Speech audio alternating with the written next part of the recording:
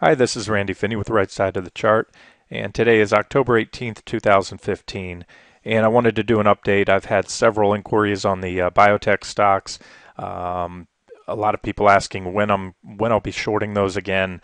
I've held off. For those of you who followed at least for the past few months, ever since the July 30th biotech rec pending video, I was calling for a move of at least 20% down in the biotechs, and we did get that.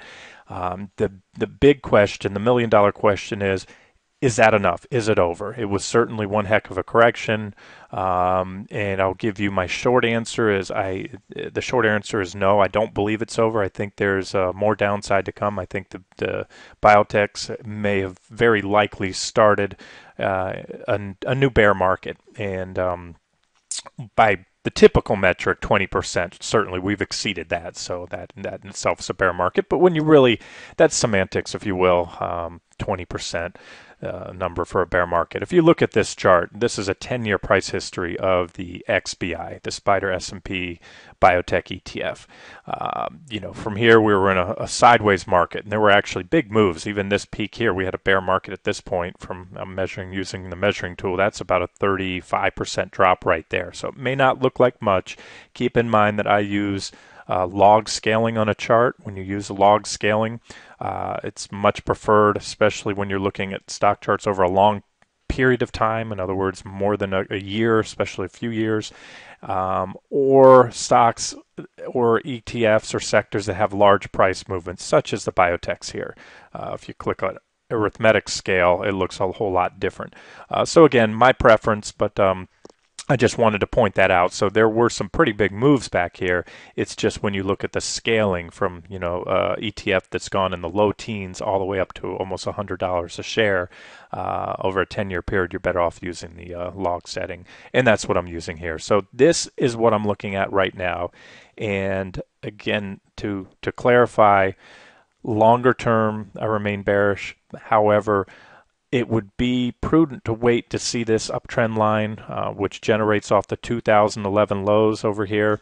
We have multiple tags there, some tags recently, as well as a horizontal support level here.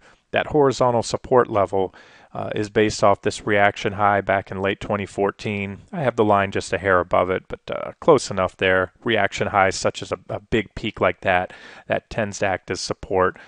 Even if it didn't act, it acted as resistance here for a while. You can see 1, 2, 3, 4 weeks of candlesticks below there, and we finally broke above, and then the biotechs ripped. So I do think that's a valid level. And it's also where we stopped just a few weeks ago.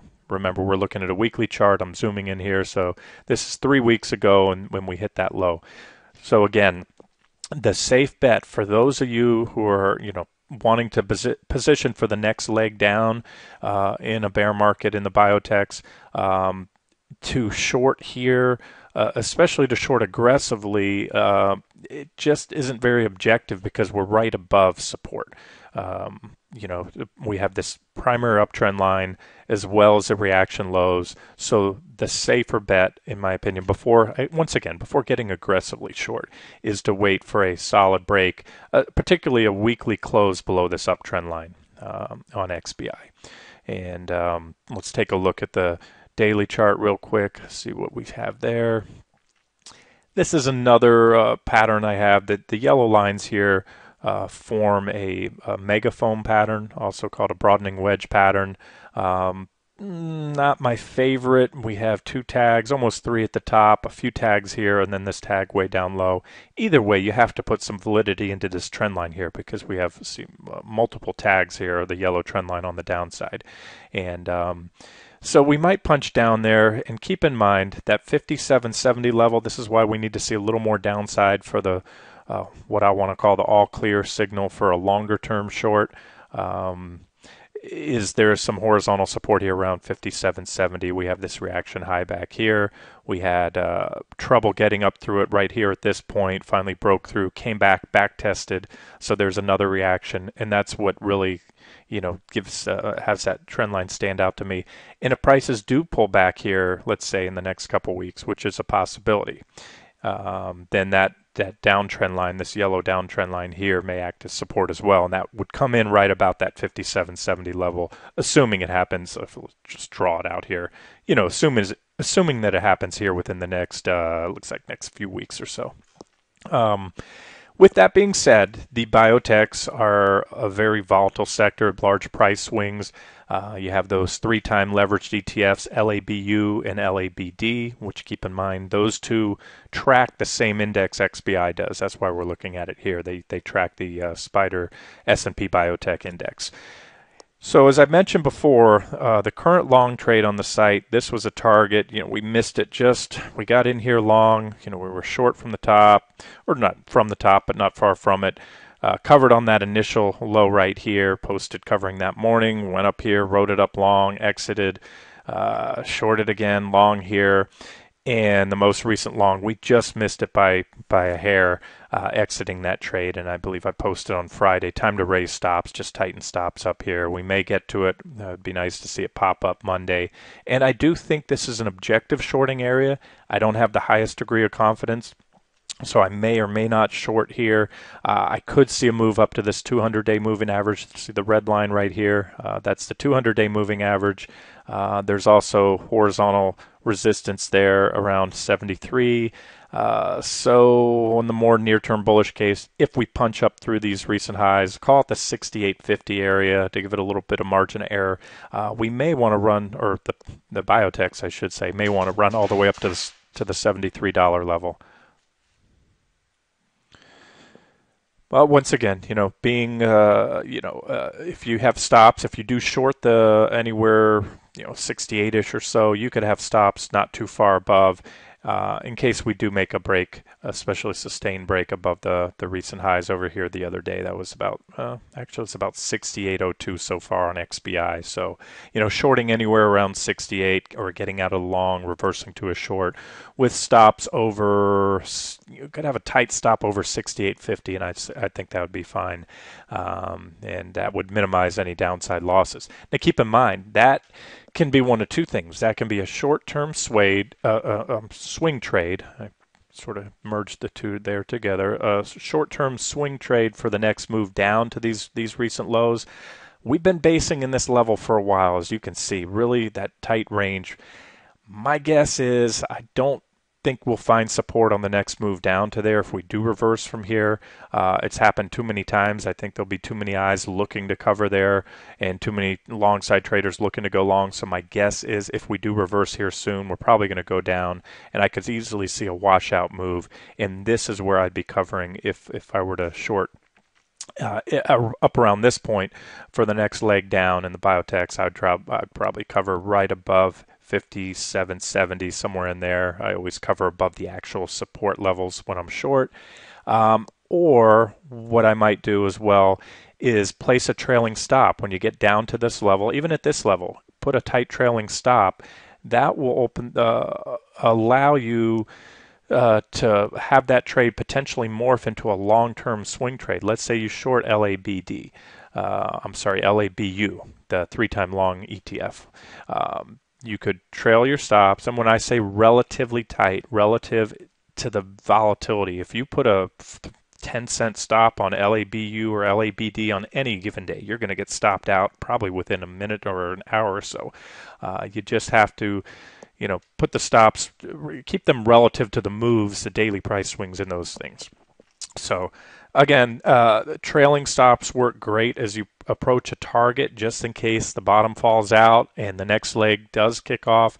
Because remember, if we are in a bear market, then the next leg down will be fast and furious. In fact, it could be, if this, I'm not really seeing a clean wave count here at all. At least looking at the weekly chart. But if we are completing a wave 2 up, the big one is the wave 3 down.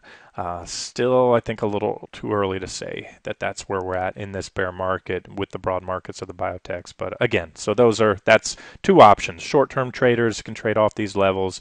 I would, if I were And if you're long as well, I wanted to say that you can also put a trailing stop like I suggested on Friday, and we may punch up and run up to there. And at that point, I would probably take full profits. Just my trading style. I usually have a price target. I like to take profits when that price target is hit, because the reversals can come very fast. But again, there's nothing wrong with trailing stops. So, all right, enough on XBD. Let's just move on and wrap this video up. I'll look at PBE real quick.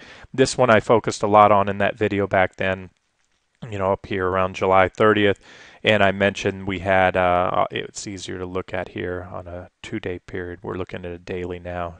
2-day on this charting platform, you can go back a little farther in time. So I had this very nice uptrend line here, this blue uptrend line, and I also had what I had posted a parallel, what I call a sub uptrend line, and I had mentioned that the break of that could be your first sell signal, short entry, and the break of the blue line should seal the deal. In other words, that was also the 200-day moving average, and that's what I wanted to talk about. Since I zoomed out to a 2-day period chart here, you'll notice that this is now a 100 EMA. The 100 EMA on a 2-day time period is the same as a 200-day moving average, or the 200 EMA on a daily chart. So essentially this is just the 200-day moving average. And as you can see, it's done a great job on PBE, and that's what I look for. I get a lot of inquiries of, well, this stock's testing the 200-day simple or exponential moving average, or this other average. To me, just because a moving average is popularly followed, it means absolutely nothing if that stock or the security you're trading doesn't have a very good history of trading on and off that level when tested from above and below, especially in recent years. So when I look at a chart, if a stock is just traded through the 200-day moving average, or any moving average for that matter, like it's not there, to me, it means little to nothing if a stock is testing that level. But in this case, as you can see, going back at least a few years, the 200-day moving average has done a very good job of acting as support when tested, from above. And now that we've broken below that, helps add to the case that not only did we break below the 200-day moving average, we also, broke below this shorter term uptrend line. When I say shorter term, that's several years old, and we can view it here as well on the weekly chart, which I did. This is that same trend line here. Very steep when you take a look at it. And again, we're looking at a log scale. If I put it arithmetic or linear, it looks even more parabolic, and that's pretty much what the move in the biotechs have been. Parabolic moves don't end well, especially if this is more than just a correction, which by all accounts, by just about every metric I follow, it is, and that's why I'm thinking longer term we are going lower. Okay. Before I get away from PBE, and I was just going to move into, I think, 3 of the big biotechs, just to take a look at those charts, because I always like to do, if I'm trading a sector or an index, I like to look at the top weighted components, the biggest components, to help either affirm or refute my analysis, because where the leaders go, that's where the sector will ultimately follow. So in this case, PBE, similar to the XBI we were looking at a minute ago, you see this consolidation area, and it would be definitely you'd see a lot of selling if the bottom that consolidation range breaks around 44.80. There are some reactions a little bit below there. But if you look at, let's do this, I'll put a horizontal line here. We have this huge gap back here from 2014, and I could actually add a few lines there. There's the bottom of the gap here, the top is all the way up here, but there's this reaction low, here's another reaction. So again, similar to the move I was just talking on XBI for shorter term traders looking for a multi-week swing trade, I could easily see this happen. That might also be a nice place for a reversal if the powers that be in the market, as they so often like to do. If you look at this, it looks like a bear flag. I'll draw it real quick. This would be your flagpole from about there to there. And you can see this consolidation or flagging action. So the expectation would be, and it may happen as well, if it broke down, you put the flagpole at about the top of the flag, wherever that is. This might be a pennant, actually, a bearish pennant. I want to draw that out here. And if we do that, then we have this pennant. And I like to add the flagpole to the top of the pennant, but right before wherever the pattern breaks. And so that would be the expectation. Now that may happen. There is also horizontal support there. I don't To me, this is not coincidence. Usually these patterns, they very often project down to where I would target anyway. So that's a possibility, and hence another reason at this point you might want to put a trailing stop. But as Mr. Market likes to do, a fake out would be to see that breakdown. You'd have so many shorts piling right here, and I think a reversal somewhere around these levels here. Let's clear all these lines, and maybe I can do it on the screen draw here. Try to put my thoughts a little better visually. So this would be a reversal that would come right after everybody piled in, and that would be a nice fake out move. So again, depending on your trading style, either book profits here if we do get that move down, or at least tighten stops in case we are going to play out and flush all the way down to here. But that would be certainly where I'd probably cover if I were to short a breakdown of this pennant pattern and it continued to play out. I think we'd get a reaction here off that 37-ish level. Oh yeah, one more thing before I move away from the ETFs, and then we'll move on. Just wanted to throw up the fibs. I wanted to put the fibs up. By fibs, I'm referring to Fibonacci retracements. For those of you not familiar with fibs, what I'm doing here is I'm starting the retracement from this reaction low. This was a major reaction low. It really matched with these previous reaction lows. So this is where this big thrust, this big run up in the biotech started. So if you measure that out, and basically I put the upper line at the top, this gives you your retracements. And typical retracements run anywhere between these 38, the first line here, the 38.2% fib, all the way down to the 61.8 retracement. And I mentioned a minute ago about the sort of at this point in time, my preference for a downside swing target, if we do reverse off this 68-ish area, is that move down. And I had that 57.70 level I was talking about a minute ago in the bottom of this broadening wedge pattern. And you can see how nicely that comes in with the 61.8 fib. So again, another reason that I could see that little, what I call a fake out, little washout move there, just to run the stops that are placed just below this level. And then they turn the machines on. I'm referring to the high frequency trading. You get all the retail shorts piling in, and they love nothing more than to turn on the machines, gun it to the upside. It just runs all those stops. Everybody has to reverse their positioning, and the big boys make a lot of money. So that's why when I'm trading, I try to think. It's like the book, The Art of War. You have to think like your enemy. Anyways, let's move on. Okay, we'll just look at three of the big biotechs. Gilead's one of the largest, and this chart's pretty clear. We had the white lines here formed a symmetrical triangle, a very, very symmetrical triangle. As a matter of fact, we had a breakout, beautiful back test. I mean, this is TA 101 at its finest. And that led to that rip up there. Can't say that I was in it. That's something that I've noticed after the fact and added that up. However, I did catch this one, on the downside. We had this nice trend line here, beautiful breakdown. That trend line was basically an extension of this uptrend line here that formed the lower part of that symmetrical triangle. And as you can see, I just changed the color on the extension. So we had after that rally from the symmetrical triangle breakout, we came back, tested again, and boom, that's a broken support. And this is when we had that mini crash on the 24th of August. I believe it was August 24th. And that came right down to that level. Look at that reaction low right here, reaction low there, reaction highs here. I mean, beautiful case of technical analysis just working out. Even though that was that mini crash that day, that's where the program trading stepped in and bought, because that was a great support level right around 85. Now, my opinion, where I'm going with this, is I think if we do get another leg down, which is likely, that would be an ideal target. You can look here, and let's erase that real quick and draw this flag out here. So right now we have this bear flag pattern, as you can see, forming. And we have a flagpole leading up to it. The flagpole is a quick move down.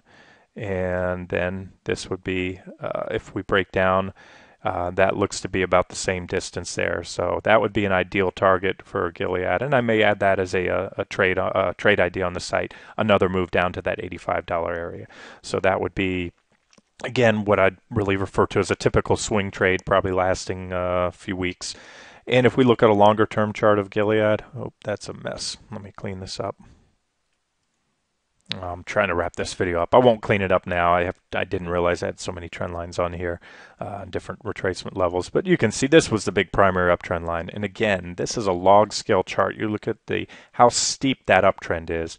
And again, from my experience, the steeper the uptrend, the more parabolic the move, or the steeper the ascent, the harder the fall. So just eyeballing this chart, looking at how much the stock has run up so far, and these are Fibonacci retracements on here that if you see the yellow lines. And these white lines are horizontal support levels, which would be my targets regardless. And when I put the fibs up, here it is. I'll show you where the fib is. I have the bottom of the Fibonacci. It starts right here where this run really started. This was the bottom. The stock had traded sideways for a while, and then I just put the top line up here. That's why the chart looks so busy. So there's your fibs. T1, if you notice, is right at that 38.2 level. If you look over here to the left, you can just make out the dotted yellow line. Then I have this next target here. There's a fib above it, the 50% fib, but I have my horizontal support at 64.75. And again, I like to cover above, just above the actual support levels. That's my preference. So the way I would see this playing out, and I'm talking now from a longer term perspective because we are looking at a weekly chart, a move down, maybe another visit here, these lows, and maybe reaction, but ultimately a move down to this level. And this is where I'd be interested in reversing, possibly. That all depends when I talk about what I may do weeks out. It depends on the charts at that point in time. I'll look at the intraday charts, the daily, the weekly. I'll look at the broad markets. I'll look at the biotech sector, and that will then determine, do I want to play a bounce or cover my full position in Gilead, or ride it out, keep it going.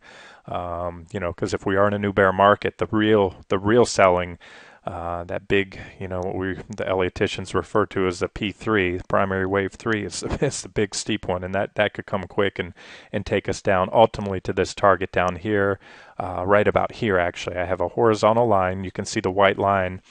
You can hardly make it out on this chart because it's just underneath it, but see the dotted yellow line lines up perfectly. And again, I had these horizontal white lines here before I put the fibs up. That's because of the reactions here. We had a reaction high, a pullback tested from above, so that would have been a target level horizontal support. And again, I find it a little less than coincidence, or I should say a little more than coincidence than how well the fibs line up. So that would be a great ultimate downside swing target that if we do get there, that would be sometime in 2016 more than likely. And that's right around the 57-ish level. And you can see again everything I talked about in the July 30th video, the strong negative divergence in place between these, before the trend line breaks. This one actually had Gilead. You can see you had the trend line break here, and it pushed up to backtest that primary uptrend line from below. So this again was covered before, but just like I said, beautiful charts in my opinion in the biotech sector, and as far as the way how well they played out, and how well I think they may play out continuing going forward, because a lot of traders, especially in high moving fast sectors, tend to really gyrate towards the technicals, especially at times where you get these corrections. It seems everybody's trading off the charts. One more thing on Gilead before we move on. This is a 2-day period chart. So again, we're looking at 100 period EMA, which is the same as a 200-day EMA on the daily. Done a pretty good job. We've had a few intra-week or intraday, I should say, pierces, but we snap back up, and that's the important thing. So these are little washout moves, but when you see that quick snap back, then that shows you that line is a line traders are watching. Again, intraday break, when a powerful move down, traded under it for about another day, and then boom, back above it. And look how well it's acted as support. And recently it broke down. They tried to regain it, got popped above it for a day or two, and now we're under it. So that is another level it's resistance now. The 200-day, once it's clearly been broken, which in this case it has, we've traded below it for weeks. This anywhere up around there is an objective shorting area, or it's just one more thing in the case. If you're building a case to be long or short, bullish or bearish of biotechs, it's these not just the trend lines, but the moving averages and other things that we're looking at here.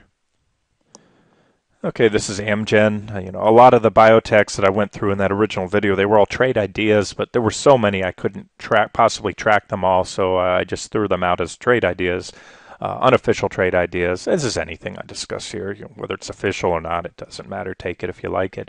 The official ones, the difference is I'll always track those beginning to end. If there's an entry, there'll always be a posted exit, whether it's stopped out or not, and all the official trades are always archived, to completion, whether they're hit a target, one or more targets, or stopped out. That's really the difference. And the official trade ideas tend to be my favorite picks. But again, I'd like to go over, a lot of trade ideas. You guys can decide which ones to take. In this case, what I'm looking at on Amgen, it's already been covered. It's been a trade idea. It hit the first target recently here. I can't remember if I shorted above or below the trend line break, before the uptrend line break, but you can see that here. Trend line break, boom, sharp move down, back test. Again, perfect example of technical analysis. Came down, hit that first target. As I often talk about these momentum overshoots, you can see the intraday. When you see that candlestick tail down here, look how the body closed right on it. That's a momentum overshoot. You get that velocity with it. Stock coming down, and you're not going to bounce right off support as you would if it moved down gradually to that level. You get these intraday overshoots. That's why you want to get out there, and the reversal is just as fast. Once they hit that level, they started bidding it up the next day, and look at that move back up. Now, where we're at today is this 200-day moving average. Here it is. You can see how well it's acted on Amgen. Now we'll have to go to a 2-day period chart real quick. And look at that. Perfect. We're back testing the 200-day right now. So there's another case to at least have an objective entry. A daily, especially 2 or more consecutive daily closes above that 200-day would be the first sign that, hey, maybe this is something more. And again, when trading the biotechs, keep an eye on the whole sector as well. Amgen or any one of them can get ahead of themselves. And if the sector is at significant resistance and then turns down, ultimately that stock, more likely than not, will be pulled down with the rest of them. This is Amgen from a weekly chart. Again, everything was covered here before the breakdown even happened, when prices were really not off the highs. Strong negative divergence. That's a 10-year weekly chart. Very clear, well-defined uptrend line, breakdown, target hit. Here's on the weekly chart, I use it. The 200-day is the 40-period moving average. That's the same thing as a 200-day moving average on a daily chart. So we have a 40-period weekly moving average, and if we zoom in, just a beautiful chart. You see the breakdown of both, and I absolutely love when you have dual, or even sometimes triple intersecting support or resistance levels. It just helps confirm a trade. So in this case, when Amgen broke that trend line, it also went on to break the 200-day or the 40-week moving average in this case on the weekly chart. Came back, and I mean, you just can't ask for better than this. Test. This is weekly candlesticks here. These are weekly candlesticks. Test. What is that? 1, 2, 3, 4 failed attempts after the breakdown to get through. Big move down, and now we're testing it again. So, this can go either way in respect, if we do punch through there and you want to look for a weekly close, see all these little wicks up top? You can see these intra-week breaks, but if you're a longer-term trader and you're trading this time frame, you want to look for a weekly close above. And if it's right on there, hair above, again, keep in mind, look at what everything else is doing. But that's Amgen, and from the scope of this chart, the scope of the move, I should say, that little correction, when I say little, it's big in percentage terms, relative to the move up, tells me there's more to come down in Amgen in the following months. And let's just throw up the fibs real quick, Fibonacci retracements. I like to start at key reaction levels, and look at, here's the 38.2 if you look over to the left, and that's right where we hammered off of a couple weeks ago. So that was a great area to cover. That's one reason we did. And this is the next horizontal support level I have, next downside targets around the 111 area. And you can see just above that, you have your 50% retracement. So that would be ultimately, if you were to short Amgen somewhere up around these levels, we're around just about 153 right now. That would be my next downside. Well, the first downside target would be another retest of the lows. Although I have to say I favor just looking at where I think we are in this process. I believe that there's a good shot we'll take out those lows on the next move down and move either slightly below that reaction low or come all the way down here. Minor zigs and zags notwithstanding, and move down to that 111 area. So that's at least, especially for a swing trade, that would be my target for Amgen. And just interesting to note, some people use Fibonacci clusters. I'll do that as well. And I like to use different, catch these, measure the fibs off different reaction lows. If we look at the lows, the multi-decade lows, Amgen bottom back in the bear market in 2008. Notice how when I move the bottom of the fibs down there, the trend line, the Fibonacci retracement still came in. I had a support zone here where we hammered off the bottom, and that still moved that 38 to just about to that lower line now. The 50 is still right around that 111 area I have. It's just a hair under it. So whether you're using this level or this, you could put them both up here. You'd essentially have fib clusters there. And fib clusters are a great way to, some people trade exclusively off fibs. I just use them to help confirm, my analysis of my target areas. Okay, last one. This video went a lot longer than I thought it would, just covering a handful of stocks and ETFs. But here's Celgene. Again, one of the bigger ones. These are all the top as far as market cap goes. The ones I've covered are some of the biggest ones out there. And we're looking at a 10-year weekly chart here. Beautiful chart, nice clean uptrend line, wedge, divergence at the high. We had divergence building up to this point, and then that divergence became even more steep. This is what I call double divergence, double negative divergence. In other words, so we had negative divergence up to this point here, to that high, and then even steeper divergence, and this was just screaming, get out of the biotechs if you were in at this point. And so once we had the trend line break, we came back. We'll zoom in a little bit, back tested, even got above it for a little bit.